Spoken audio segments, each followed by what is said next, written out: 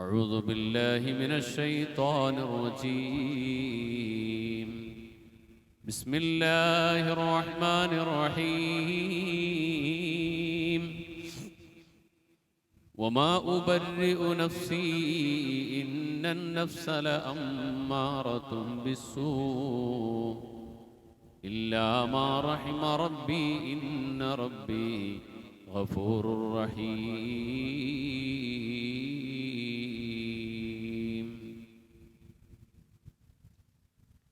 وقال نبينا وحبيبنا وسيدنا محمد صلى الله عليه وسلم: كل بني آدم خطاؤون وخير الخطائين التوابون.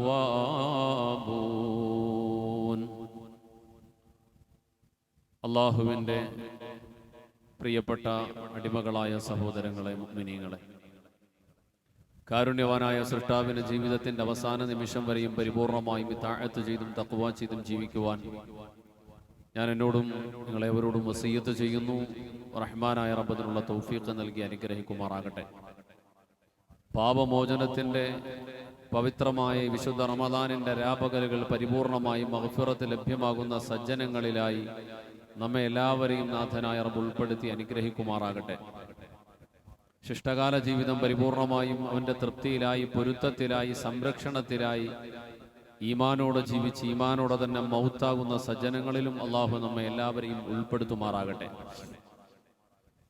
അനുഗ്രഹീതമായ വിശുദ്ധ റമദാനിൻ്റെ തുടക്കം മുതൽ കഴിഞ്ഞ ദിവസത്തിൻ്റെ അസറിൻ്റെ നമസ്കാരം വരെ നാം ചെയ്ത പ്രാർത്ഥനകളുടെ എല്ലാം പര്യവസാനത്തിൽ അള്ളാഹുവിൻ്റെ റസൂൽ നബിയുനാ റസൂലുള്ളാഹി തങ്ങൾ വിശുദ്ധ റമദാനിൽ അധികരിപ്പിക്കുവാൻ പറഞ്ഞ 4 കാര്യങ്ങളുണ്ട്. ആ 4 കാര്യങ്ങളെ നമ്മൾ ചോദിച്ചു കൊണ്ടിരിക്കുകയായിരുന്നു. ഒന്ന് ഷഹാദത്ത് കലിമയാണ്. അള്ളാഹുവെ, നിന്റെ അസ്തിത്വത്തിലും നിന്റെ ഉലൂഹിയത്തിനെയും ഞാൻ സാക്ഷ്യപ്പെടുത്തുകയാണ്, ആവർത്തിച്ച് സാക്ഷ്യപ്പെടുത്തുകയാണ്. അഷ്ഹദു അല്ലാ ഇലാഹ ഇല്ലല്ലാഹ്, അഷ്ഹദു അല്ലാ ഇലാഹ ഇല്ലല്ലാഹ്. അള്ളാഹുവെ, നീയല്ലാതെ ആരാധനക്കർഹൻ ഒരാളുമില്ല എന്ന സാക്ഷ്യപ്പെടുത്തൽ ഹബീബായ നബിയുനാ റസൂലുള്ളാഹി സ്വല്ലല്ലാഹു അലൈഹി വസല്ലമ തങ്ങളാണ് ആ റബ്ബിനെ കുറിച്ച് പഠിപ്പിക്കാൻ വന്ന പ്രവാചകരെന്നുള്ള സാധൂകരണവും സാക്ഷ്യപ്പെടുത്തലും രണ്ടാമത്തെ ഭാഗം. മൂന്നാമത്തേത് വഅസ്അലുകൽ ജന്ന, അല്ലാഹുവേ സ്വർഗ്ഗം തരണമേ റബ്ബേ. വഅഊദു ബിക മിനന്നാർ, നരകത്തിൽ നിന്ന് കാവൽ തരണേ അല്ലാഹ്. ഈ 4 കാര്യങ്ങൾ നാം ആവർത്തിച്ച് ചൊല്ലിക്കൊണ്ടിരിക്കുകയായിരുന്നു. റസൂലുള്ളാഹി തങ്ങൾ അവസാനം വരെ, പരിശുദ്ധ റമദാനിന്റെ പര്യവസാനം വരെ ആവർത്തിച്ചു ചൊല്ലാൻ പഠിപ്പിച്ച, എപ്പോഴും പതിവാക്കാൻ പഠിപ്പിച്ച പ്രാർത്ഥനയാണ് അഷ്ഹദു അല്ലാ ഇലാഹ ഇല്ലല്ലാഹ് അസ്തഗ്ഫിറുല്ലാഹ് അസ്അലുകൽ ജന്ന വഅഊദു ബിക മിനന്നാർ. അല്ലാഹുവിന്റെ തൗഹീദിൽ, അവന്റെ ഉലൂഹിയത്തിൽ, പാപമോചനത്തിന്റെ കാര്യത്തിൽ, സ്വർഗപ്രവേശനത്തിന് വേണ്ടി, നരകമോചനത്തിന് വേണ്ടി ചോദിച്ചു കൊണ്ടിരിക്കാൻ പറഞ്ഞു. രണ്ടാമത്, കഴിഞ്ഞ ദിവസത്തിന്റെ അസ്ർ വരെ നമ്മൾ ദുആ ചെയ്തു, അല്ലാഹുമ്മ റഹംനാ യാ അർഹമർ റഹീമീൻ. അല്ലാഹുവേ, നീ ഞങ്ങളോട് കരുണ ചെയ്യണേ അല്ലാഹ്, കാരുണ്യവാനായ റഹ്മാനേ. കാരുണ്യം എന്ത്, റഹ്മത്ത് എന്ത്, എന്താണ് അതിന്റെ പ്രാധാന്യം? 10 ദിവസം എന്തിനു വേണ്ടി അപ്രകാരം നമുക്ക് വേണ്ടി നൽകപ്പെട്ടു? ചെറിയൊരു തോതിലാണെങ്കിലും കഴിഞ്ഞ ആഴ്ച വിശദീകരിച്ചു പോയി. കഴിഞ്ഞ സൂര്യൻ അസ്തമയത്തോടുകൂടി, കഴിഞ്ഞ പ്രദോഷത്തോടുകൂടി നമ്മൾ പുതിയൊരു പ്രാർത്ഥന ആരംഭിച്ചു. ഇനിയുള്ള 10 ദിവസങ്ങൾ, അതായത് ഇനിയുള്ള 9 രാത്രികൾ നാം ചൊല്ലുന്ന പ്രാർത്ഥന അതായിരിക്കും. അല്ലാഹുമ്മ ഗ്ഫിർ ലീ ദുനൂബി, അല്ലെങ്കിൽ അല്ലാഹുമ്മ ഗ്ഫിർ ലനാ ദുനൂബനാ യാ റബ്ബൽ ആലമീൻ. അല്ലാഹുവേ, പാപമോചനം നൽകണേ അല്ലാഹ്, പാപം പുറത്തു തരണേ പടച്ച റബ്ബേ. ഇത് നമ്മൾ ആവർത്തിച്ച് ചൊല്ലിക്കൊണ്ടിരിക്കും, ചൊല്ലണമെന്ന് റസൂലുള്ളാഹി പഠിപ്പിച്ചു. പാപം അത്രമാത്രം അധികരിച്ച ജീവിതമാണ് നമ്മുടേത്. നാം ഓരോരുത്തരുടെയും ജീവിതത്തിൽ ഇന്നൻ നഫ്സ ലഅമ്മാറത്തും ബിസ്സൂ വമാ ഉബർരിഉ നഫ്സി വമാ ഉബർരിഉ നഫ്സി. എൻ്റെ നഫ്സിനെ എനിക്ക് മാറ്റി നിർത്തുവാൻ, അതിനെ ഒഴിച്ചു നിർത്തുവാൻ സാധ്യമല്ല. എന്തേ കാരണം? ഇന്നൻ നഫ്സ ലഅമ്മാറത്തും ബിസ്സൂ. നഫ്സ്, മനുഷ്യന്റെ ഇച്ഛ, മനുഷ്യൻ എന്നുള്ള ആ പ്രകൃതം, മനുഷ്യൻ എന്ന സൃഷ്ടിപ്പ്, ലഅമ്മാറത്തും ബിസ്സൂ, അത് പാപകർമ്മത്തിലേക്ക് കൂടുതൽ ഉള്ളിൽ നിന്ന് കൽപ്പിക്കപ്പെടുന്ന, സമ്മർദ്ദം ചെലുത്തപ്പെടുന്ന ഒരു പ്രകൃതത്തിന്റെ ഉടമയാണ്. ആ സൃഷ്ടിപ്പിന്റെ ഉടമയാണ് മനുഷ്യൻ. ഇല്ലാ മാ റഹിമ റബ്ബി, എന്റെ റബ്ബ് കരുണ ചെയ്തവരല്ലാതെ. നബിയുനാ റസൂലുള്ളാഹി തങ്ങളുടെ നാവിലൂടെ ലോകത്തിനെ ഓതിക്കേൽപ്പിക്കുന്നു, അള്ളാഹു എനിക്ക് കരുണ ചെയ്തവർക്കല്ലാതെ, പടച്ച റബ്ബിന്റെ ഭാഗത്തു നിന്നും കരുണ ഉണ്ടായവർക്കല്ലാതെ പാപത്തിൽ നിന്ന് ഒഴിഞ്ഞു നിൽക്കാൻ സാധ്യമല്ല. എന്നാലും ഇന്ന റബ്ബി ലഗഫൂറുർ റഹീം, ഇന്ന റബ്ബി ഗഫൂറുർ റഹീം, എന്റെ റബ്ബ് ഒരുപാട് പുറത്തു തരുന്നവനാണ്, അവൻ കാരുണ്യവാനാണ്. അവന്റെ കരുണയെ തൊട്ട് ഒരാളും നിരാശനാകണ്ട. നബിയുനാ റസൂലുള്ളാഹി സ്വല്ലല്ലാഹു അലൈഹി വസല്ലമ തങ്ങൾ തൗബയെക്കുറിച്ച്, പശ്ചാത്താപത്തിനെ കുറിച്ച്, പാപം ചെയ്തു പോയവനോട് യാ ബാഗിയൽ ഖൈരി അഖ്ബിൽ, യാ ബാഗിയൽ ശർരി അദ്ബിർ, യാ ബാഗിയൽ ഖൈരി അഖ്ബിൽ, പാപം ചെയ്ത ആളുകളെ, അല്ലാഹു റബ്ബുൽ ആലമീൻ നന്മ ചെയ്യാൻ ആഗ്രഹിക്കുന്നവരാണെങ്കിൽ മുന്നോട്ട് വരിക, തിന്മയോട് ആഗ്രഹിക്കുന്നവരാണെങ്കിൽ നിങ്ങൾ പിന്നോട്ട് പോവുക. എന്നാൽ എല്ലാ ദിവസവും രാത്പകൽ, എല്ലാ ദിവസത്തിന്റെയും രാത്രിയുടെ 2 ഭാഗം കഴിയുമ്പോൾ വയുനാദി മുനാദിം മിനല്ലാഹ്, അള്ളാഹുവിന്റെ ഭാഗത്തു നിന്നും ഒരു മലക്ക് ഒന്നാം ആകാശത്തേക്ക് ഇറങ്ങി വന്നുകൊണ്ട് ലോകത്തുള്ള സൃഷ്ടികളോട് വിളിച്ചു ചോദിക്കും, ഹലുമ്മയാ ബാഗിയൽ ഖൈർ, നന്മ ചെയ്യാൻ ആഗ്രഹിക്കുന്നവരെ കടന്നു വരൂ. ആരാണ് പാപമോചനത്തിന് വേണ്ടി എന്നോട് ചോദിക്കുക? അവർ കടന്നു വരിക. അവർക്ക് പടച്ച റബ്ബ് തൗബയുടെ കവാടം തുറന്നു വെച്ചിരിക്കുകയാണ്. 100 മനുഷ്യരെ കൊന്ന ഒരു മനുഷ്യൻ, ഒരു കൊലയാളിയുടെ ചരിത്രം പറഞ്ഞു. നബിയുനാ റസൂലുള്ളാഹി തങ്ങൾ സ്വഹാബത്തിന് പറഞ്ഞു കൊടുത്തു, ഈ മനുഷ്യൻ നാളെ സ്വർഗത്തിലാണ് വരുന്നത്. സ്വഹാബത്ത് ചോദിച്ചു, നബിയെ, കൊലപാതകിയെ സംബന്ധിച്ചിടത്തോളം വൻ പാപത്തിന്റെ ഉടമയാണല്ലോ. 100 മനുഷ്യരെ കൊന്നവൻ കൊലപാതകി. ആ കൊലപാതകി നാളെ സ്വർഗത്തിലേക്ക് വരുന്നതിനെ കുറിച്ച് പറഞ്ഞപ്പോ മനസ്സിലായില്ല.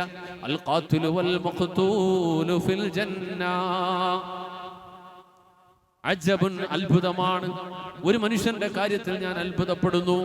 ആ മനുഷ്യൻ, അവനൊരു കൊലയാളിയാണ്. ആ കൊലയാളിയാണെങ്കിലും അവൻ സ്വർഗത്തിലേക്ക് എത്തുന്ന ഒരു കാലമുണ്ട്, ഒരു രീതിയുണ്ട്. സ്വഹാബത്ത് ചോദിച്ച്, എങ്ങനെയാണ് നബിയെ? ഒരാൾ കൊല്ലപ്പെടുമ്പോ നിരപരാധിയാണ് കൊല്ലപ്പെടുന്നതെങ്കിൽ നിരപരാധിയായി കൊല്ലപ്പെടുന്ന മനുഷ്യൻ സ്വർഗത്തിന്റെ അവകാശിയാണ്, അവൻ സ്വർഗത്തിലേക്ക് എത്തുന്നു. വൽ മഖ്തൂൽ, അയാൾ സ്വർഗത്തിലെത്തുന്നു.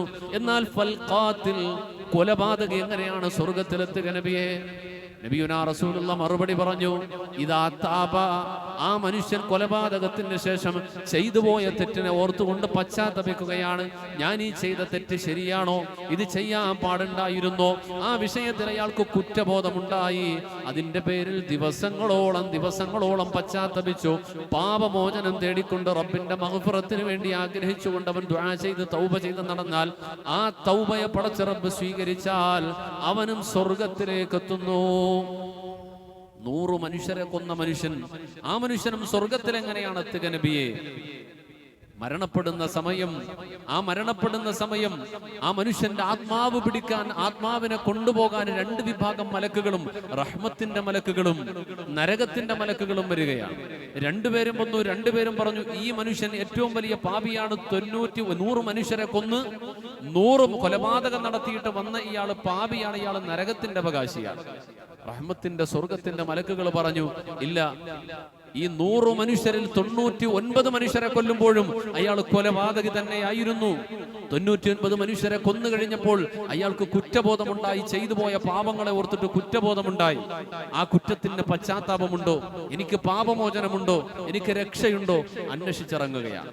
ആ മനുഷ്യന്റെ അന്വേഷണ യാത്ര അറിവുള്ളൊരു പണ്ഡിതന്റെ മുമ്പിലേക്ക് ചെന്നിട്ട് ചോദിക്കുന്നു, എനിക്ക് പശ്ചാത്താപമുണ്ടോ?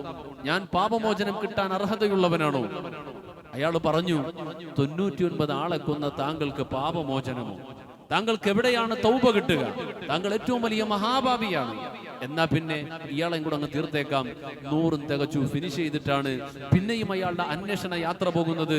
ഇന്നല്ലാഹ ഗഫൂറുർ റഹീം, റഹ്മാനായ റബ്ബ്, കാരുണ്യവാനായ റബ്ബ് ഏത് പാപിക്കും പുറത്തു കൊടുക്കും, ഉള്ളറിഞ്ഞുകൊണ്ട് പശ്ചാത്തപിച്ചാൽ, ഹൃദയത്തിന്റെ ഉള്ളിൽ നിന്ന് തൗബ ചെയ്താൽ ആ തൗബയെ പടച്ച റബ്ബ് സ്വീകരിക്കും. അതുകൊണ്ട് തന്നെ പശ്ചാത്താപത്തിന് വേണ്ടി പോകല് തന്നെ. അടുത്ത ആ വഴി പറഞ്ഞു തരാൻ ആരാണുള്ളത് എന്നതിനെ ഓർത്തിട്ടാണ് അദ്ദേഹത്തിന്റെ യാത്ര. ആ അന്വേഷണത്തിലാണ് അദ്ദേഹത്തിന്റെ യാത്ര. ആ യാത്രക്കിടയിലാണ് അദ്ദേഹം മരണപ്പെടുക. അദ്ദേഹത്തിന്റെ ലക്ഷ്യം, എനിക്ക് പാപമോചനം കിട്ടും. ശരിയുടെ വഴി എന്താണെന്ന് അറിയില്ല, അതാണ് വിഷയം. അതെവിടെയാണുള്ളതെന്ന് കണ്ടെത്തണം. അതോർത്തിട്ടാണ് അദ്ദേഹത്തിന്റെ യാത്ര. ആ യാത്രയിൽ അല്ലാഹു റബ്ബുൽ ആലമീൻ ആ മനുഷ്യന്റെ റൂഹിനെ എടുക്കുന്നു.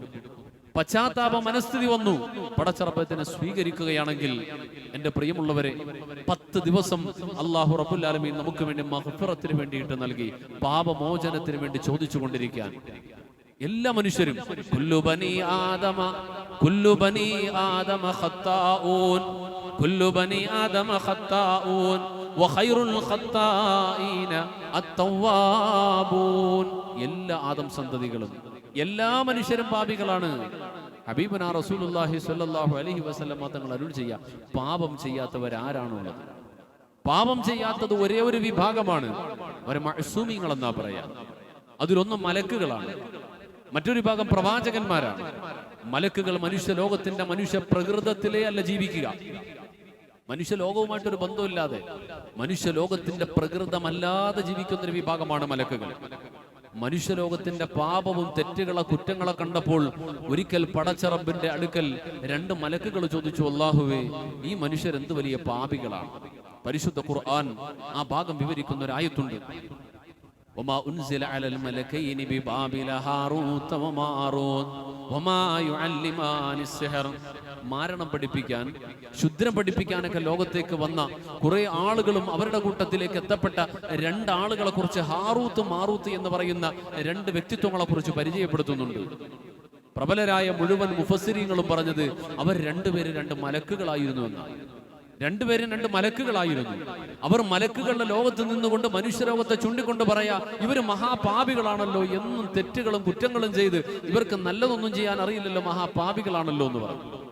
അപ്പോ റഹ്മാനായ റബ്ബ് ആ മലക്കുകളോട് പറഞ്ഞു, മലക്കുകളെ, മനുഷ്യർ പാപം ചെയ്യുന്നതിനെ കുറിച്ചിട്ട് നിങ്ങൾ നല്ല പിള്ളയായി, ആ മനുഷ്യരെ വലിയ കുറ്റക്കാരായി, വലിയ കുഴപ്പക്കാരായി നിങ്ങൾ ചിത്രീകരിക്കുന്നെങ്കിൽ അവരുടെ പ്രകൃതത്തിലേക്ക് നിങ്ങൾ എത്തിയാൽ നിങ്ങൾക്കപ്പോഴാ ബോധ്യപ്പെടുക. ആ പരിഭവം പറഞ്ഞ 2 പേരെയും മനുഷ്യലോകം എന്തെന്ന് മനസ്സിലാക്കാൻ മനുഷ്യ കോലത്തിലേക്ക് പരിവർത്തിപ്പിച്ചിട്ട് ഭൂമിയിലേക്ക് വിട്ടു എന്നാണ് തഫ്സീറുകളിലെല്ലാം കാണുക. അവർ ഭൂമിയിലേക്ക് വന്നു, മനുഷ്യരോടൊപ്പം ഇഴുകി ചേർന്ന് ജീവിക്കാൻ നിർബന്ധിതരായി. അവർ പിന്നീട് മാരണക്കാരായ ആളുകളുമായി ബന്ധം സ്ഥാപിക്കേണ്ടി വന്നു. അവരോടൊപ്പം കുറെ കാലം കഴിഞ്ഞുകൂടി. അവരുടെ പര്യവസാനമൊക്കെ വല്ലാത്തൊരു കാലത്ത് ഒരു കോലത്തിലായിരുന്നു എന്നാ വിശുദ്ധ ഖുർആൻ പറയാം. മനുഷ്യനെ സംബന്ധിച്ചിടത്തോളം ഞാനും നിങ്ങളും എല്ലാവരും ബലഹീനരാണ്. ഒരു ദിവസം നേരം പുലർന്നാൽ ഇരുളുവോളം, നേരം പുലർന്നാൽ വൈകുവോളം നമ്മൾ സംസാരിച്ച സംസാരങ്ങൾ ഒന്നൊന്നായി ഒന്ന് എഴുതി വെച്ച് നോക്കാം. നാം കേട്ട ശബ്ദങ്ങളൊന്ന് എഴുതി വെച്ച് നോക്കാം. നമ്മൾ ചിന്തിച്ച ചിന്തകളൊന്ന് കണക്കുകൂട്ടി നോക്കാം. 70% 80% പാപകർമ്മങ്ങളിൽ എണ്ണപ്പെടാൻ സാധ്യതയുള്ളതായിരിക്കുമോ എന്ന് ചോദിച്ചാൽ ആയിരിക്കാൻ സാധ്യത. അല്ലാത്ത മനുഷ്യരാരെന്നാൽ ഈ ഭൂലോകത്ത് മറ്റുള്ള മനുഷ്യരുമായിട്ടൊന്നും ബന്ധമില്ലാതെ പള്ളിയുടെ ഉള്ളിലായി ഒതുങ്ങിക്കൂടി തസ്ബീഹിലായി തഹ്ലീലിലായി അങ്ങനെ കഴിഞ്ഞുകൂടുന്ന ഏതെങ്കിലും പ്രത്യേക സ്വഭാവക്കാരനായ മനുഷ്യനെ കൊണ്ട് മാത്രമേ പറ്റൂ. ഭൂലോകത്ത് മനുഷ്യർക്കിടയിൽ ഇടപഴകി ജീവിക്കുന്ന മനുഷ്യരെ സംബന്ധിച്ചിടത്തോളം അവരുടെ വാക്കും നോക്കും പ്രവൃത്തിയും പെരുമാറ്റവും സംസാരവും ഒക്കെ തെറ്റുകളാവും. അത് എത്രത്തോളം സൂക്ഷിക്കാൻ കഴിയുന്നു എന്നിടത്താണ് മനുഷ്യൻ മലക്കായി മാറുക. ഞാനും നിങ്ങളും ഉൾക്കൊള്ളുന്ന മനുഷ്യലോകത്തിന്റെ സൃഷ്ടിപ്പിന് മാത്രം അല്ലാഹു റബ്ബുൽ ആലമീൻ നൽകിയ അത്ഭുതകരമായ ഒരു പ്രത്യേകതയുണ്ട്. നമ്മെ പോലെയല്ല നമ്മളോടൊപ്പം ജീവിക്കുന്ന ജീവലോകം. 1000 കൊല്ലങ്ങൾക്കപ്പുറം ഈ ലോകത്ത് ജീവിച്ചു പോയ ഒരു കാക്ക ഇന്ന് ഈ ലോകത്തേക്ക് വന്നാൽ ആ കാക്കയെ സംബന്ധിച്ചിടത്തോളം തന്റെ കൂടെയുള്ള തന്നോടൊപ്പം തന്നെ പോലെ ജീവിക്കുന്ന കാക്കകൾ അന്നത്തെ കാലത്ത് എങ്ങനെയാണോ കൂടുണ്ടാക്കിയത് അതുപോലെ തന്നെയാണ് ഇന്നും കൂടുണ്ടാക്കുക.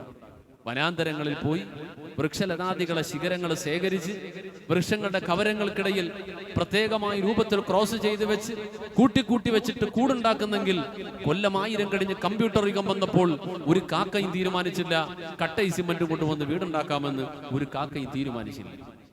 1000 കൊല്ലം മുമ്പ് ജീവിച്ചു പോയ ഏതൊരു ജീവജാലവും ഇന്ന് ഈ ഭൂലോകത്തേക്ക് മടങ്ങി വന്നാൽ എല്ലാ ജീവജാലങ്ങളുടെയും ജീവിത ക്രമവും രീതികളും ഒരേപോലെ തന്നെയാണ്, ഒരു മാറ്റവും വന്നിട്ടില്ല. പക്ഷെ മനുഷ്യരാകുന്ന നമ്മെ സംബന്ധിച്ചിടത്തോളം അങ്ങനെയല്ല. മനുഷ്യരങ്ങനെയല്ല. മനുഷ്യരെ കുറിച്ച് പറഞ്ഞത് ഹയവാനുൻ നാത്തിഖ്, തിരിച്ചറിയാൻ കഴിവുള്ള, സംസാരശേഷിയുള്ള, ചിന്തിക്കുന്ന കാര്യങ്ങൾ സമൂഹത്തിന്റെ മുമ്പിലേക്ക് പ്രതിഫലിപ്പിക്കുവാൻ കഴിവുള്ള ഒരു പ്രത്യേക സൃഷ്ടി എന്നാണ്. നമ്മൾ മൃഗങ്ങളുടെ ലോകത്തിലാണോ എന്ന് ചോദിച്ചാൽ അല്ല. എല്ലാ ഗുണങ്ങളുമുണ്ട്. 3 ഗുണങ്ങളാണ് നമ്മുടെ ഉള്ളിലുള്ളത്. ഒന്ന് കൂവത്തെ മലക്കിയ, മലക്കിന്റെ സ്വഭാവം. അതായത് നന്നായി നന്നായി നന്നായി ഉയർന്ന് പടച്ചവനിലേക്ക് അടുക്കാൻ വേണ്ടിയിട്ട് തീരുമാനിച്ച് സഞ്ചരിച്ചു തുടങ്ങിയാൽ മലക്കിനോളം നമുക്ക് ഉയരാൻ പറ്റും, മലക്കിനോളം ഉയരാൻ പറ്റും. അങ്ങനെ ഉയർന്നുയർന്ന് ഒരു നിലവാരത്തിലേക്ക് എത്താൻ കഴിയുമോ എന്ന് ചോദിച്ചാൽ കഴിയും. ആ അവസ്ഥയിലൊക്കെ വളർന്ന ആളുകളെ കുറിച്ച് ഖുർആൻ പറയുന്നുണ്ട്. അതുപോലെ മനുഷ്യൻ താൻ തോന്നികളെ പോലെ അവനവന്റെ ഇഷ്ടമനുസരിച്ച് തീരുമാനമെടുത്ത് ജീവിക്കുന്ന മൃഗങ്ങളുടെ സ്വഭാവവും മനുഷ്യനാകുന്ന നമ്മുടെ ഉള്ളിലുണ്ട്. ഖുവ്വത്തെ ഹയവാനിയ എന്നാ പറയാം. അവനവന്റെ ഇഷ്ടം, ഒരു മൃഗത്തിന് അപ്പൊ തോന്നുന്ന ആഗ്രഹം എന്താണോ അത് സാധിച്ചെടുക്കുന്നതിൽ ഒരു അതിർവരമ്പുകളുമില്ല, ഒരു മാനദണ്ഡങ്ങളുമില്ല, ഒരാളോടും ചോദിക്കേണ്ടതില്ല, ആരുടെയും നിയമം കാക്കേണ്ടതില്ല. ഇഷ്ടമനുസരിച്ച് ചെയ്താൽ മതി. ആ ഗുണവും ആ സ്വഭാവവും മനുഷ്യരാകുന്ന നമ്മുടെ ഉള്ളിലുണ്ട്. ഇനി മറ്റൊന്നാണ്, നമ്മുടെ ഉള്ളിലുള്ള മറ്റൊരു സ്വഭാവമാണ് ഖുവ്വത്തെ ശൈത്വാനിയ എന്ന് പറയുന്നത്, പൈശാചികതയുടെ സ്വഭാവം. ഭാരതന്മാർ മനുഷ്യന്റെ നഫ്സിനെ കുറിച്ച്, ശരീരത്തിനെ കുറിച്ച്, മനസ്സിനെ കുറിച്ച്, ആത്മാവിനെ കുറിച്ചൊക്കെ പഠിപ്പിച്ച ഭാഗങ്ങളിൽ ഉലമാക്കൾ പറയുന്നുണ്ട്. ഈ 3 കാര്യങ്ങൾ മനുഷ്യലോകത്ത് പ്രകടമായി വരുന്നതിന്റെ കാരണങ്ങൾ 3ആയിട്ടാണ് മനസ്സിലാവുക. ഒരാളിൽ നല്ല സ്വഭാവങ്ങൾ, സൽക്കർമ്മങ്ങളും സദാചാരബോധവും സൽസ്വഭാവങ്ങളും ഒരാളിൽ പ്രകടമായി കണ്ടാൽ അവനിൽ ഖുവ്വത്തെ മലക്കിയ അധികരിച്ചിരിക്കുന്നു, ഖുവ്വത്തെ മലക്കിയ ഉയർന്നു വരുന്നു എന്ന് മനസ്സിലാക്കട്ടെ. രണ്ടാമത്, ഒരാളിൽ മൃഗങ്ങൾ പോലും ചെയ്യാൻ മടിച്ചേക്കാവുന്ന കാര്യങ്ങൾ ചെയ്യുന്നത് കണ്ടാൽ അവനിൽ ഖുവ്വത്തെ ഹയവാനിയ എന്ന മൃഗീയതയാണ് കൂടുതൽ മുഴച്ചു വരുന്നത് എന്ന് മനസ്സിലാക്കട്ടെ. ഇനി മറ്റൊന്ന്, പിശാചിന് ഏറ്റവും തൃപ്തികരമായ, അള്ളാഹുവും റസൂലും വിരോധിച്ച, പരിശുദ്ധ ദീൻ വിലക്കിയ കാര്യങ്ങളെ കുറിച്ചാണ് കൂടുതൽ താല്പര്യപ്പെടുന്നത് എങ്കിൽ അവനിൽ ഖുവ്വത്തെ ശൈത്താനി എന്ന പൈശാചികതയാണുള്ളത്. ഇത് 3ഉം ഒരു മനുഷ്യനിൽ ഉണ്ടായിത്തീരുന്നതിന് ചില കാരണങ്ങളുണ്ട്. അതിൽ പ്രധാനമായും പറഞ്ഞത് ഖുവ്വത്തെ ഹയവാനിയെയും ശൈത്താനിയെയും എല്ലാം മനുഷ്യരിൽ ഉണ്ടാകുന്നതിന്റെ പ്രധാന കാരണം അവന്റെ അന്നപാനീയങ്ങളാണ്. അവൻ കഴിക്കുന്ന ആഹാരവും പാനീയവുമാണ്, അവൻ കഴിക്കുന്ന അമിത ഭക്ഷണമാണ്. സൂക്ഷ്മതയില്ലാതെ അവന്റെ ഉള്ളിലേക്ക് എടുക്കുന്ന അന്നപാനീയങ്ങൾ, അത് ഉള്ളിലേക്ക് എത്തിയിട്ടുണ്ടാകുന്ന രൂപപ്പെടുന്ന മജ്ജയും മാംസവും രക്തവും, ഇതൊക്കെ ചേർന്നുകൊണ്ട് വളർന്നുകൊണ്ടിരിക്കുന്ന ശരീരം, ആ ശരീരത്തിനെ സംബന്ധിച്ചിടത്തോളം അത് നരകത്തിലേക്ക് പോകാനുള്ള തയ്യാറെടുപ്പിലാണുള്ളത്. കുല്ലു ലഹ്മിൻ നബത മിൻ സുഹത്തിൻ കാനത്തിൻ നാറു ഔലാ ബിഹി. കുല്ലു ലഹ്മിൻ, എല്ലാ മാംസവും, നബത മിൻ സുഹത്തിൻ കാനത്തിൻ നാറു ഔലാ ബിഹി, അത് നരകത്തിലേക്ക് പോകാൻ ഏറ്റവും യോഗ്യതയുള്ളതാണ്. നരകത്തിന്റെ അവകാശമാണ് അതിന് വരുന്നത്. ആ പാപകരമായ കർമ്മത്തിലേക്ക് ഒരു മനുഷ്യൻ എത്തപ്പെട്ട അവസാനം അവൻ നരകത്തിലേക്ക് പോകുന്നു. ഇത് ഹറാമായ ഹലാലല്ലാത്ത ഹലാല് ഹറാമ് നോക്കാതെ ഉള്ളിലേക്ക് എടുക്കുന്ന അന്നപാനീയങ്ങളിലൂടെ ഒരു മനുഷ്യൻ മഹാപാപിയായി, ആ മനുഷ്യൻ ഏറ്റവും വലിയ വഴികേടിലായി അവൻ നാശത്തിലേക്ക് പോകുന്നുവെങ്കിൽ ഒരു മനുഷ്യന്റെ ശരീരപ്രകൃതം, മാനസികാവസ്ഥ തെറ്റിലേക്ക് കൂടുതൽ ആകർഷിക്കുന്ന പ്രകൃതമാണ്. ആ പ്രകൃതവുമായി ജീവിക്കുന്ന മനുഷ്യന് എല്ലാ ദിവസവും അവന്റെ പാപങ്ങൾ പൊറുക്കുവാൻ, അവന്റെ ഹൃദയം കഴുകി ശുദ്ധീകരിക്കുവാൻ, അവന്റെ പശ്ചാത്താപം നൽകപ്പെടുവാൻ, വീണ്ടും ഒരു നല്ലൊരു മനസ്സിന്റെ ഉടമയായി മാറുവാൻ ഒരു അവസരമുണ്ടാകണം. ആ അവസരമാണ് പരിശുദ്ധ റമളാൻ. ഒരു വർഷത്തിലെ 11 മാസക്കാലത്തെ ജീവിതത്തിലൂടെ കടന്നുപോയ വഴിത്താരകൾ, സംഭവിച്ച തെറ്റുകൾ, കുറ്റങ്ങൾ, പാപങ്ങൾ ഏറ്റുപറയാൻ, ആ പാപങ്ങളെ ഓർത്തുകൊണ്ട് കരയുവാൻ, ആ പാപങ്ങളെ ഓർത്തുകൊണ്ട് തൗബ ചെയ്യുവാൻ ഒരു മാസത്തിന്റെ രാപകലുകൾ റഹ്മാനായ റബ്ബ് നമ്മുടെ മുമ്പിലേക്ക് വെച്ചു തരുന്നു. എന്നിട്ട് അതിന് മധ്യത്തിൽ ഒരു 10 ദിവസം പ്രത്യേകം തരുന്നു. അല്ലാഹുമ്മ ഗ്ഫിർ ലനാ ദുനൂബനാ യാ റബ്ബൽ ആലമീൻ. പടച്ചവനെ പുറത്തു തരണേ അല്ലാ, ഒരുപാട് തെറ്റുകൾ, കുറ്റങ്ങളൊക്കെ അറിഞ്ഞുമറിയാതെയൊക്കെ ചെയ്തു പോയവരാണ് അല്ലാ എന്ന് പറഞ്ഞുകൊണ്ട് തൗബ ചെയ്തുകൊണ്ട് മുന്നോട്ട് വരാൻ. എത്ര വലിയ തെറ്റുകാരനാണെങ്കിലും യാ ഇബാദിയല്ലദീന അസ്റഫൂ ഖുൽ യാ ഇബാദിയല്ലദീന അസ്റഫൂ അലാ അൻഫുസിഹിം ലാ തഖ്നതൂ മിർ റഹ്മത്തില്ലാഹ് ഇന്നല്ലാഹ യഗ്ഫിറു ദുനൂബ ജമീഅ ഇന്നഹു ഹുവൽ ഗഫൂറുർ റഹീം. യാ ഇബാദിയല്ലദീന അസ്റഫൂ അലാ അൻഫുസിഹിം, സ്വന്തം ശരീരങ്ങളുടെ മേൽ, സ്വന്തം ജീവിതങ്ങളുടെ മേൽ പരിധി വിട്ടുകൊണ്ട് ഏറ്റവും വലിയ അപരാധങ്ങളിലേക്ക് പോയവരാണെങ്കിലും ശരി, നിങ്ങൾ ഒരിക്കലും നിരാശപ്പെട്ടു പോകണ്ട. ലാ തഖ്നതൂ മിർ റഹ്മത്തില്ലാ, അല്ലാഹുവിന്റെ കാരുണ്യത്തിനൊട്ടൊന്ന് നിരാശരാകണ്ട. ഇന്നഹു ലാ യയഅസു മിൻ റഹ്മില്ലാ, അല്ലാഹുവിന്റെ കരുണയെ തൊട്ട്, പടച്ചിറപ്പിന്റെ കാരുണ്യത്തിനെ തൊട്ട് നിരാശനാകുന്നവൻ അവൻ ഏറ്റവും വലിയ ഭാഗ്യദോഷിയാണ്. ഭാഗ്യദോഷിക്കല്ലാതെ പടച്ചിറപ്പിന്റെ ഭാഗത്തുനിന്നുള്ള കരുണ കിട്ടുമോ എന്ന വിഷയത്തിൽ നിരാശപ്പെടേണ്ടതില്ല. എല്ലാ ആളുകൾക്കും അല്ലാഹു റബ്ബുൽ ആലമീൻ തൗബ നൽകും, എല്ലാവർക്കും പടച്ചിറപ്പ് പുറത്തു തരും. ഏത് തെറ്റുകളും നമ്മൾ എവിടെ നിന്നാണ് ചെയ്യുന്നതെങ്കിലും ഏത് രൂപത്തിലാണ് ചെയ്യുന്നതെങ്കിലും എന്തെല്ലാം ന്യായീകരണങ്ങൾ പറയാനുണ്ടെങ്കിലും അതൊക്കെ ശരിയാണോ തെറ്റാണോ നമുക്ക് സ്വന്തമായിട്ട് നിർവചിക്കാൻ കഴിയും, നമുക്കതിനെ വിലയിരുത്താൻ കഴിയും. മഹാനായ ഹുദൈഫത്ത് ബിൻ യമാൻ റളിയല്ലാഹു തആല അൻഹു ഹബീബായ റസൂലുള്ളാഹി തങ്ങളുടെ രഹസ്യ സൂക്ഷിപ്പുകാരനാണ്. മഹാനായ സ്വഹാബി വര്യൻ പറയുന്നത് കാണാം, എല്ലാ ആളുകളും അധികവും ചോദിക്കുന്നതായിട്ട് ഞാൻ കണ്ടത് മാഹുവൽ ബിർറു യാ റസൂലല്ലാഹ്, എന്താണ് നല്ല കാര്യങ്ങൾ, ഏതാണ് പെട്ടെന്ന് സ്വർഗത്തിലേക്ക് പോകാൻ പറ്റിയ കാര്യങ്ങൾ, എന്താണ് നബിയെ? എനിക്കറിയേണ്ടിയിരുന്നത് മാഹുവൽ ഇസ്മു യാ റസൂലല്ലാഹ്, എന്താണ് പാപം എന്നതിനെ കുറിച്ചാണ് ഞാൻ അറിയാൻ ആഗ്രഹിച്ചത്. ചോദിച്ചു നബിയെ, എന്താ ഈ പാപം? അള്ളാഹുവിന്റെ റസൂൽ ലോകത്ത് ആരും പറഞ്ഞിട്ടില്ലാത്ത സുന്ദരമായ ലളിതമായ വാക്കുകളിലൂടെ ഹബീബുനാ റസൂലുള്ളാഹി പറഞ്ഞു, അൽ ബിർറു തുമഅനീനത്തുൽ ഖൽബി വൽ ഇസ്മു മാ ഹാക ഫീ സദ്രിക. അൽ ബിർറു തുമഅനീനത്തുൽ ഖൽബി, നന്മയെന്ന് പറഞ്ഞാൽ അത് ചെയ്തു കഴിയുമ്പോൾ, അത് ചെയ്ത് പൂർത്തിയാക്കി കഴിയുമ്പോൾ മനസ്സിന് ഒരു ആത്മനിർവൃതി ഉണ്ടാകുന്നു, ഒരു ആത്മസായുജ്യം ലഭിക്കുന്നു. കൊള്ളാം, സമാധാനം, സന്തോഷം, എങ്കിൽ അത് നല്ലത്. ഖുറാനും ഹദീസും ദീനും ഇസ്ലാമും ഒന്നും പഠിക്കണമെന്നൊന്നുമില്ല. എല്ലാ മനുഷ്യരുടെയും മനസ്സാക്ഷി കൊണ്ട് അവനവന് ബോധ്യപ്പെടുന്ന ഒരു മാനദണ്ഡമാണ്. ചെയ്തു കഴിഞ്ഞപ്പോൾ അത് കൊള്ളാവോ കൊള്ളത്തില്ലേ, അവനവന്റെ മനസ്സ് തന്നെ പറയും കൊള്ളാം, സന്തോഷം, എങ്കിൽ അത് നല്ലത്. വൽ ഇസ്മു മാ ഹാക ഫീ സദ്രിക, ചെയ്തു കഴിഞ്ഞപ്പോ വേണ്ടായിരുന്നു, എന്നാലും പറ്റിപ്പോയല്ലോ എന്നൊക്കെ തോന്നുന്ന, ഉള്ളിൽ ഒരു കുത്തല് തോന്നുന്ന വിഷയമാണെങ്കിൽ അത് പാപമാണെന്ന് നബിയുനാ റസൂലുള്ളാഹി എത്ര സിമ്പിൾ ആയിട്ടാ പറയാം. അപ്പൊ എവിടെ വെച്ചിട്ടാണെങ്കിലും ഏത് രൂപത്തിലാണെങ്കിലും ശരി, നമ്മുടെ ജീവിതത്തിൽ സംഭവിച്ചു പോകുന്ന ചെറുതും വലുതുമായ ഏതൊരു കുറ്റവും അത് മുഴുവൻ രേഖപ്പെടുത്തുകയും ചെയ്യും. മാ യൽഫിളു മിൻ ഖൗലിൻ ഇല്ലാ ലദൈഹി റഖീബുൻ അതീദ്. രണ്ട് ഭാഗത്ത് അല്ലാഹു രണ്ട് മലക്കുകളെ ഏൽപ്പിച്ചിരിക്കുന്നു. ആ രണ്ട് മലക്കുകളുടെ ജോലി എവിടെയാണെങ്കിലും ശരി, സംഭവിക്കുന്ന ഏതൊരു കുറ്റമുണ്ടെങ്കിലും ഏതൊരു നന്മയുണ്ടെങ്കിലും അത് രേഖപ്പെടുത്തി വെക്കുക എന്നതാണ്. ഈ അടുത്ത കാലത്തൊക്കെ പരിശുദ്ധ റമദാൻ ഉൾപ്പെടെ പല കാര്യങ്ങളുടെ വിഷയത്തിലും ഹാസ്യ രൂപത്തിലൂടെ വിശുദ്ധ ഖുർആനിന്റെ അധ്യാപനങ്ങളെ, ഹബീബായ റസൂലുള്ളാഹി തങ്ങളുടെ അധ്യാപനങ്ങളെ അധിക്ഷേപിക്കുന്ന ചില ആളുകളെ നമ്മൾ കാണാറുണ്ട്. മുസ്ലിം നാമധാരികളായിരിക്കാം, യുക്തിവാദികൾ എന്നൊക്കെയാ പറയാ. ഒരു യുക്തിയും ഇല്ലാത്ത കൗമാണ്, ഒരു യുക്തിയുമില്ലാത്ത കൗം. സാധാരണക്കാര് തിരിച്ചു മറുപടി പറയാൻ, അവരുടെ ചോദ്യത്തിന് കൗണ്ടർ ചെയ്യാൻ കഴിയാത്ത ആളുകളുടെ മുമ്പിൽ വന്നിട്ട് വലിയ ആളാവും. മറുപടി പറയാൻ കഴിയുന്നവരുടെ മുമ്പിൽ ഒന്നും പറയത്തുമില്ല, ഒന്നും പറയത്തില്ല, ഇല്ലാത്തവരുടെ മുമ്പിൽ അത് പറയും. അപ്പൊ അവര് ചോദിച്ചിരുന്നു, പിന്നെ മരണാനന്തര ജീവിതത്തിൽ പോകുമ്പോൾ ഇതെല്ലാം എഴുതി വെച്ചിട്ടൊരു മലക്ക് ഇവിടെ ഉണ്ടാകും, ആ മലക്ക് വന്ന് പറഞ്ഞു തരും, ഈ മലക്ക് വന്ന് എല്ലാം കൂടെ എടുത്ത് വെച്ച് കാണിച്ചു തരും എന്നെല്ലാം പറയുമ്പോൾ ഇത് ആരടാ വിശ്വസിക്കാന്ന് ചോദിച്ചു. ഒന്ന് ആലോചിച്ച് നോക്കി. കഴിഞ്ഞ ചൊവ്വാഴ്ചയാണെന്ന് എന്റെ ഓർമ്മ ശരിയാണെങ്കിൽ ഇലോൺ മസ്കിന്റെ പുതിയ കണ്ടുപിടുത്തം ലോകം എന്ന് എവിടേക്കാ ഒഴുകുന്നത്? നമ്മളൊരു കാലത്ത് ഒരു 15 കൊല്ലത്തിന്റെ മുമ്പ് കയ്യിൽ കൊണ്ട് നടന്ന മെമ്മറി കാർഡ് അല്ല ഇന്ന് കയ്യിലുള്ളത്. അതിനകത്ത് എത്രയോ ജിഗാബൈറ്റ് ഡാറ്റ അതിന്റെ ഉള്ളിൽ സ്റ്റോർ ചെയ്യാൻ കഴിയുന്ന അത്ര വലിയ ഡാറ്റയുടെ ശേഖരം ഒരു ചെറിയ കടുകുമണിയുടെ അംശത്തിന്റെ ഉള്ളിൽ സ്റ്റോർ ചെയ്യാൻ കഴിയുമെന്ന്. വാക്സിനേഷന്റെ വിഷയങ്ങളെ കുറിച്ച് കേട്ടപ്പോ അതിന്റെ ഏറ്റവും ലേറ്റസ്റ്റ് ആയിട്ടുള്ള പുതിയ വെർഷൻ ഒക്കെ കുറിച്ച് കേട്ടു. 1000 ദിർഹംസ് വെച്ചിട്ട് ദുബായിലൊക്കെ സെയിൽ തുടങ്ങി. ഗ്രീൻ ചാനലിലൂടെ എയർപോർട്ടിലൂടെ കടന്നു പോകുന്ന മനുഷ്യർ, അവർക്ക് കുറെ കൂടെ എളുപ്പത്തിൽ ഫ്ലൈറ്റിൽ നിന്ന് ഇറങ്ങിയാൽ ഗ്രീൻ ചാനലിലുള്ള തിരക്കില്ല, അത്ര പോലും നിൽക്കണ്ട, ഇറങ്ങി വരുമ്പോൾ ഇങ്ങനെ കൈയും കാണിച്ചങ്ങ് പോയാൽ മതി. കൈയുടെ ഈ പുറം ഭാഗത്ത് ഒരു ചെറിയ ഇഞ്ചക്ഷനിലൂടെ അതിന്റെ മേലെ സ്ഥാപിക്കപ്പെടുന്ന ചീരവിത്തിനേക്കാളും ചെറിയൊരു സാധനം, അതിന്റെ ഉള്ളിൽ ആ മനുഷ്യ ജീവിതത്തിന്റെ മുഴുവൻ കാര്യങ്ങൾ രേഖപ്പെടുത്തിയ ആ സാധനം എല്ലാം അതിനകത്തുണ്ട്.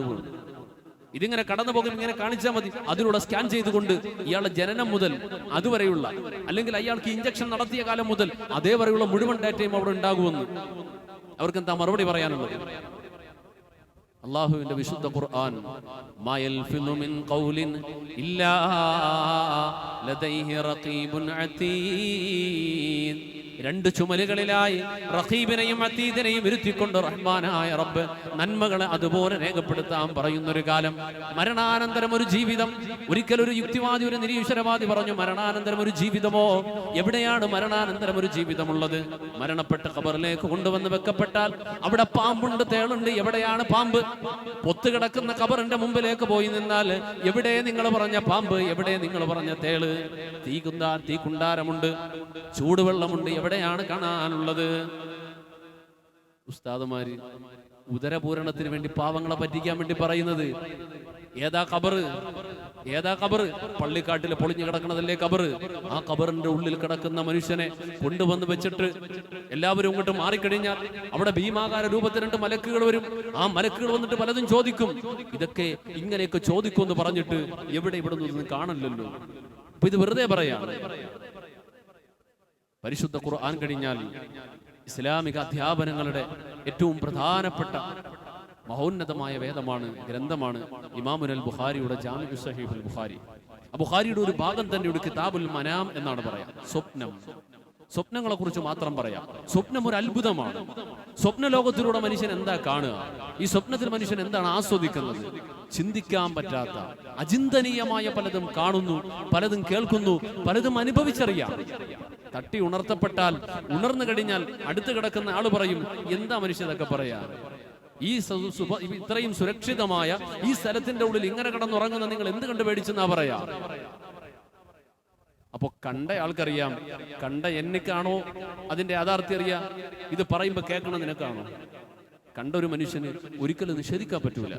പക്ഷെ കണ്ണു തുറന്നപ്പോ കാണാനുമില്ല. കണ്ണു തുറന്നപ്പോ കാണുന്നുമില്ലല്ലോ. എന്നാ പിന്നെ കണ്ടതാരാ? പറയട്ടെ, സയൻസ് പറയട്ടെ. സ്വപ്നത്തിനെ കുറിച്ച് സയൻസിന് എന്താണ് പറയാനുള്ളത്? ലോകം ഇത്രയും പുരോഗമിച്ചല്ലോ. എന്താ സ്വപ്നത്തിനെ കുറിച്ച് പറയും? ഏത് സയന്റിസ്റ്റാണ് സ്വപ്നം കണ്ടിട്ടില്ലാത്തത്? ഏത് ആദിവാസിയാണ് കണ്ടിട്ടില്ലാത്തത്? ഏത് കുഞ്ഞുകുട്ടിയാണ് കണ്ടിട്ടില്ലാത്തത്? ഒരു ഉൽപ്പന്നം പുറത്തിറങ്ങുമ്പോൾ ഒരു ഉപയോഗവും ഇല്ലാത്ത സാധനമെന്ന് വർഷങ്ങളോളം കൊണ്ടു നടന്നിട്ടും, ഞാൻ വാങ്ങിയ മൊബൈൽ ഫോണിൽ ഇവിടെ ഒരു ആന്റിന ഉണ്ട് നിങ്ങൾ കരുതുക, അത് വർഷം 10 ഉപയോഗിച്ചിട്ടും ഇതിന്റെ ഉപയോഗം എന്താണെന്ന് ആരും പറഞ്ഞു തന്നിട്ടില്ല, മനസ്സിലായിട്ടുമില്ല. സ്വാഭാവികമായിട്ടും ഇതൊരു കാലിത്തട്ടായി മാറുമ്പോ ഇത് ആരാടാ ഉണ്ടാക്കിയത്, എന്തിനാ ഇത് എന്ന് ചോദിക്കൂലേ? അപ്പോ പറയാ അത് വെറുതെ. അപ്പൊ ബോധമുള്ളവരാണെങ്കിൽ എന്ത് പറയും? നല്ല എഞ്ചിനീയർ, കൊള്ളാം, നല്ല എഞ്ചിനീയർ, ഇതല്ലേ പറയൂ. മനുഷ്യരാകുന്ന നമ്മൾ ഉറങ്ങാൻ കിടന്നു കഴിയുമ്പോൾ കുറച്ച് കഴിയുമ്പോൾ സ്വപ്നം കാണുക. ഒരു പ്രയോജനം ഇല്ലാത്തൊരു സാധനം ഇത് നമുക്ക് തന്നു. എഞ്ചിനീയറിംഗ് മിസ്റ്റേക്ക് അല്ലേ? അള്ളാഹുവിന്റെ ഖുർആൻ എന്താ പറയാ? ലഖദ് ഖലഖനൽ ഇൻസാന ഫീ അഹ്സനി തഖ്വീം. എത്ര സുന്ദരമാണ്, എത്ര സുന്ദരമായ സൃഷ്ടിപ്പിന്റെ ഉടമയാ മനുഷ്യ നീ. ഇതിനേക്കാൾ സുന്ദരമായ ഒരു സൃഷ്ടിപ്പുണ്ടോ?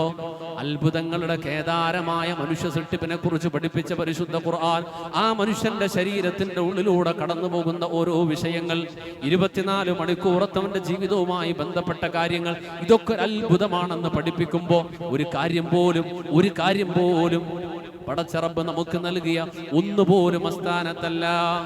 വലഖദ് ഖലഖനൽ അലഖത മുദ്ആ ഫഖലഖനൽ മുദ്അത ഇളാമാ ഫകസൗനൽ ഇളാമ ലഹ്മാ. നമ്മുടെ സൃഷ്ടിപ്പിന്റെ ഘട്ടങ്ങളെ കുറിച്ച് പറയാം. അലം നജ്അൽ ലഹു ഐനൈൻ വലിസാനൻ വശഫതൈൻ വഹദൈനാഹു നജ്ദൈൻ. 2 കണ്ണുകൾ, ചുണ്ടുകൾ, അതില്ലാത്തൊരവസ്ഥയെ കുറിച്ച് ചിന്തിക്കുമ്പോഴാ ഇതിന്റെ ആവശ്യകത. കണ്ണിനെ കുറിച്ച് മാത്രം ഒരിക്കലും ഇങ്ങനെ ആർട്ടിക്കിൾ വായിച്ചു പോകുമ്പോ നമ്മളെ സംബന്ധിച്ചിടത്തോളം നോക്കുമ്പോ എന്തിനാ ഈ കണ്ണിൽ കുറെ രോമം? ഇതേവരെ വല്ല ആവശ്യം നമുക്ക് തോന്നിയിട്ടുണ്ടോ? കണ്ണ് നമുക്ക് ആവശ്യമുണ്ട്, കാണണം. ആ കണ്ണടയ്ക്കാൻ ഒരു പോളയുമുണ്ട്. പക്ഷെ ഈ പോളയുടെ വെളിയിൽ കുറെ രോമം ഉണ്ടല്ലോ. ഈ രോമം കൊണ്ട് എനിക്ക് എന്താ ഉപയോഗം ഉണ്ടായത് എന്നൊന്ന് ചിന്തിച്ചു നോക്കി. എന്നിട്ട് അതിനെക്കുറിച്ചൊന്ന് പഠിച്ചു നോക്കണം. ഈ രോമം എല്ലാം കൂടെ അങ്ങ് പറിച്ചു കളഞ്ഞാൽ പിന്നെ കണ്ണെങ്ങനെ വർക്കാവുന്നു എന്ന് അപ്പോഴാ പിടിയിട്ട്. നമ്മെ സംബന്ധിച്ചിടത്തോളം നോക്കുമ്പോൾ ഇതിവിടെ ആവശ്യമുണ്ടോ? ഒരു മനുഷ്യൻ ശരീരത്തിൽ ചില ആന്തരിക ഭാഗങ്ങളിലുള്ള രോമങ്ങളെ കുറിച്ചൊരു മനുഷ്യൻ പറഞ്ഞിട്ടു, എന്തിനാ ഇവിടേക്ക് രോമം തന്നെ? പല മനുഷ്യരും ചിലപ്പോൾ ചിന്തിച്ചിട്ടുണ്ടാകും, എന്തിനാ ഇവിടേക്ക് രോമം തന്നെ? ഞാൻ പറയാൻ സമയമില്ല. ഒന്ന് ഗഹനമായിട്ട് അതിനെ കുറിച്ച് പഠിച്ചു നോക്കണം. അവിടെ അത് ഇല്ലാതെ വന്നെങ്കിൽ എന്ത് സംഭവിക്കുമായിരുന്നു അപ്പോഴാ മനസ്സിലാവണം. മനുഷ്യന്റെ ശരീരത്തിന്റെ പല ഭാഗങ്ങളിൽ ലൂബ്രിക്കേഷൻ അള്ളാഹു തന്നിട്ടുണ്ട്. അതില്ലാതെ വന്നാൽ എന്താ സംഭവിക്കാൻ പോവുക? പടച്ചവന്റെ സൃഷ്ടിപ്പ് പിന്നീട് ഒരിക്കലും ലോകാവസാനമല്ല, പ്രകൃതിയുടെ അന്ത്യം വരെ ഒരു മിസ്റ്റേക്ക് ഉള്ള ഒരു സൃഷ്ടിപ്പ് എന്ന് പറയാൻ പറ്റൂല. അതാണ് പടച്ചറപ്പിന്റെ സൃഷ്ടിപ്പ്. ആ സൃഷ്ടാവായ അള്ളാഹു മനുഷ്യലോകത്തിന് നൽകിയ സ്വപ്നം, ആ സ്വപ്നത്തിലൂടെ അവൻ കാണുന്ന കാഴ്ചകൾ, ആ സ്വപ്നത്തിലൂടെ അവൻ ആസ്വദിക്കുന്ന ആസ്വാദനങ്ങൾ, ഈ ആസ്വാദനങ്ങളൊക്കെ അവൻ ആസ്വദിച്ചിട്ട് കണ്ണു തുറക്കുമ്പോൾ ആസ്വദിച്ചതൊന്നും മുമ്പിലില്ലാത്ത കാഴ്ചയിലേക്കാണ് അവൻ എത്തുന്നതെങ്കിൽ പിന്നെ ആരാ ഇത് കണ്ടത്? പിന്നെ എന്താണ് അവൻ കണ്ടത്? ആ കണ്ട കാഴ്ചയുടെ സത്യാവസ്ഥ എന്താണ്? അവിടെയാണ് പരിശുദ്ധ ഖുർആനിന് മാത്രമാണ് ലോകത്തോട് പറയാൻ കഴിഞ്ഞിട്ടുള്ളത് എന്താണത്. മനുഷ്യന്റെ ശരീരം, ഈ പ്രത്യക്ഷത്തിൽ കാണുന്ന ഈ ശരീരത്തിന്റെ പുറം, അവന്റെ ഉള്ളിന്റെ ഉള്ളിലുള്ള യഥാർത്ഥമായ ദേഹി, യഥാർത്ഥമായ ആത്മാവ്, അതാണ് യഥാർത്ഥ മനുഷ്യൻ. ആ മനുഷ്യൻ ഇന്നലകളിൽ ഇല്ല. നമ്മുടെ മാതാവിന്റെ ഉദരത്തിൽ 4-ാമത്തെ മാസം വരെ ഈ ഭ്രൂണം വളർന്നുകൊണ്ടിരിക്കുന്ന ഒരു പ്രത്യേക ഘട്ടത്തിൽ മെഡിക്കൽ സയൻസ് ഒക്കെ ക്വിക്കിനിങ് എന്ന് പറയുന്ന ഒരു കാലം, ഒരു സമയം, ആ സമയത്തിലാണ് ആത്മാവ് പടച്ചറപ്പിന്റെ ഭാഗത്തുനിന്നും ഈ മാംസക്കട്ടയിലേക്ക് വന്നത്. പിന്നെയാണത് ചലിച്ചു തുടങ്ങുക. പിന്നെയാണത് മനുഷ്യലോകത്തിന്റെ പ്രവർത്തനത്തിലേക്ക്, പ്രകൃതത്തിലേക്ക് അത് മാറാൻ തുടങ്ങുക. ആ പ്രകൃതം തുടങ്ങിയ ആ ശരീരം ഒരു നാൾ ഇതേപോലെ ആ മാംസക്കട്ടയിലേക്ക് വന്നതുപോലെ ആ മാംസക്കട്ടയെ വിട്ടിട്ട് തിരിച്ചു പോകും. അതിനാ മരണം എന്ന് പറയാം, അതിനാണ് മൗത്ത് എന്ന് പറയാം. അന്ന് 4 മാസത്തിന്റെ മുമ്പ് ഈ മാംസക്കട്ട ഉദരത്തിന്റെ ഉള്ളിൽ വളർന്നതുപോലെ മരണമെന്ന മഹാപ്രതിഭാസം കഴിയുമ്പോൾ ആ മാംസക്കട്ടയുടെ പുതിയ രൂപം അത് ദുനിയാവിൽ നമ്മുടെ മുമ്പിൽ ഉണ്ടാകും. ഉവൈസമാനി മരിച്ചു എന്ന് പറഞ്ഞാൽ മരണപ്പെട്ട ആ മയ്യത്ത് കാണാൻ വരുമ്പോൾ ഒരുപക്ഷെ എല്ലാവരുടെയും മുമ്പിൽ എന്റെ ജനാസ ഉണ്ടാകും. പക്ഷെ അന്ന് ഇതുപോലെ സംസാരിക്കൂല, അന്ന് ഇതുപോലെ സംസാരിക്കാൻ കഴിയില്ല. എത്ര ശ്രമിച്ചാലും നടക്കില്ല. ഒരു സയൻസിനെ കൊണ്ട് സംസാരിപ്പിക്കാൻ കഴിയത്തുമില്ല. പക്ഷെ ആളിവിടെയുണ്ട്. എന്താ സംസാരിച്ച ആൾ ഇവിടെ പോയി, സംസാരിച്ച ആൾ അങ്ങോട്ട് പോയി. അതെ, അവിടെയാണ് മനുഷ്യന്റെ ശരീരം പ്രത്യക്ഷത്തിൽ കാണുന്നതല്ല.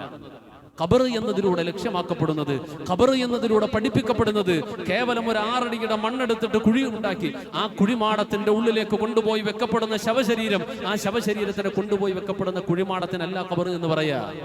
പിന്നെയോ എന്താ ഖബർ? മനുഷ്യന്റെ ആത്മാവ് ഈ ശരീരത്തിൽ നിന്ന് വിട്ടുമാറിക്കഴിഞ്ഞാൽ ആ ആത്മാവ് വേർപെട്ട നാൾ മുതൽ പിന്നീടുള്ള അനന്തമായ ജീവിത പ്രയാണത്തിന്റെ ലോകമാണ് അതിന്റെ ബർസഖ് എന്ന് പറയാം. 5 ഘട്ടങ്ങളാണ് പരിശുദ്ധ ഇസ്ലാം അതിനെ കുറിച്ച് പഠിപ്പിക്കുക. 5 ഘട്ടങ്ങളിലൂടെയുള്ള ആത്മാവിന്റെ സഞ്ചാര ലോകം. ആലമുൽ അർവാഹ്, ആലമുൽ അർഹാം, ആലമുദ് ദുനിയ, അത് കഴിഞ്ഞ് ആലമുൽ ബർസഖ്. ഇങ്ങനെ പോകുന്ന ഒരു 5 ഘട്ടങ്ങളുണ്ട്. ആ ഘട്ടത്തിൽ 3-ാമത്തെ ഘട്ടത്തിലാണ് നമ്മളുള്ളത്. ഇനി 2 ഘട്ടം നമുക്ക് ബാക്കിയുണ്ട്. ആ 2 ഘട്ടങ്ങളിലൂടെയുള്ള ഈ സഞ്ചാരത്തിന് വേണ്ടിയിട്ട് ഈ ദുനിയാവിലെ ആലമുദ് ദുനിയ എന്ന അസ്ബാബുകളുടെ, മനുഷ്യൻ അറിയാതെ പിഴച്ചു പോകാൻ സാധ്യതയുള്ള ദുനിയാവിന്റെ ലോകത്തിലൂടെ സഞ്ചരിക്കുന്ന നമ്മുടെ സഞ്ചാരപാതകളുടെ ഇരുവശങ്ങളിലും വഴിതെറ്റി പോകാൻ സാധ്യതയുള്ള മുൾപടലുകളാണ് 2 ഭാഗത്തിലുമുള്ളത്. അതിന്റെ മധ്യത്തിലൂടെ സഞ്ചരിച്ചു പോകുന്ന നാം പൂർണ്ണമായും ആലമുൽ ബർസഖിൽ രക്ഷയുടെ പാതായനത്തിൽ തന്നെ എത്തുമോ അള്ളാഹുവിന് മാത്രമേ അറിയൂ. ആ രക്ഷയുടെ വഴിയിലൂടെ സഞ്ചരിച്ച് രക്ഷയുടെ സ്വർഗത്തിലേക്ക് എത്തിച്ചേരുവാൻ നാഥനായ റബ്ബ് നമുക്ക് തൗഫീക്ക് നൽകട്ടെ. അതിനു വേണ്ടിയിട്ടാണ് ഒരു വിശ്വാസിക്ക് പരിശുദ്ധ റമളാൻ. അതിനു വേണ്ടിയിട്ടാണ് രാത്രിയുടെ 2 ഭാഗം കഴിഞ്ഞാൽ പിന്നീടുള്ള പ്രഭാതത്തിന്റെ സമയം, തഹജ്ജുദിന്റെ സമയം. അതിനുവേണ്ടി അള്ളാഹു നൽകിയതാണെങ്കിൽ ഈ റമളാൻ നമ്മളോട് യാത്ര പറയുമ്പോൾ, 10 ദിവസം നമ്മളോട് വിട്ടുപരിയുമ്പോൾ പാപമോചനം ലഭിച്ചവരായി നമുക്ക് മാറാൻ കഴിയട്ടെ. നാഥനായ റബ്ബിന്റെ റഹ്മത്ത് ലഭിച്ച, മഗ്ഫിറത്ത് ലഭിച്ച, വരാനിരിക്കുന്ന ഇത്കും മിനന്നാർ എന്ന നരകമോചനം ലഭിച്ച സജ്ജനങ്ങളിൽ അല്ലാഹു റബ്ബുൽ ആലമീൻ നമ്മെ എല്ലാവരെയും ഉൾപ്പെടുത്തി അനുഗ്രഹിക്കുമാറാകട്ടെ.